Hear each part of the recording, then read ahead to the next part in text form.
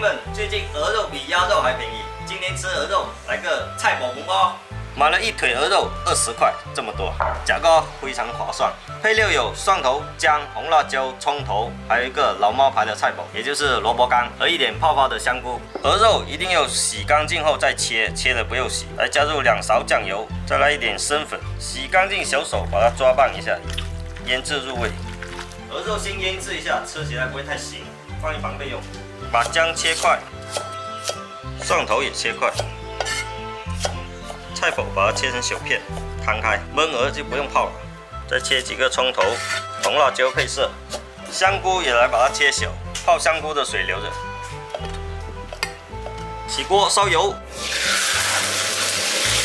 油烧热下蒜头姜，炸至表面稍微焦黄，把香菇倒进去。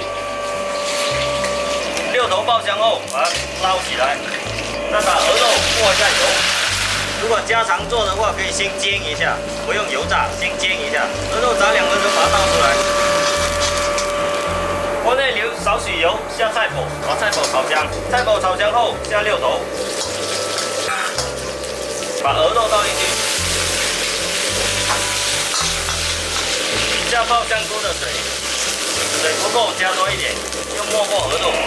再来加一点蚝油，盖上盖子让它焖。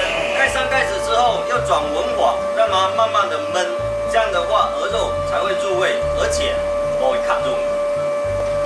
我教老妹啊，五哥呢，这时啊高边打我片啊，我一啲嚟食多，一隻學隻雞，食嘅。我呢红菜脯，焖了20分钟，开盖，汤汁快干了。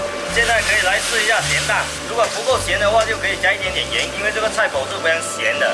下葱头、辣椒段，翻炒均匀就可以出锅了。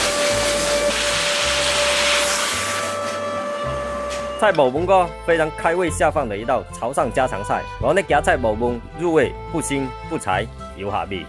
来，等下起了，好啦，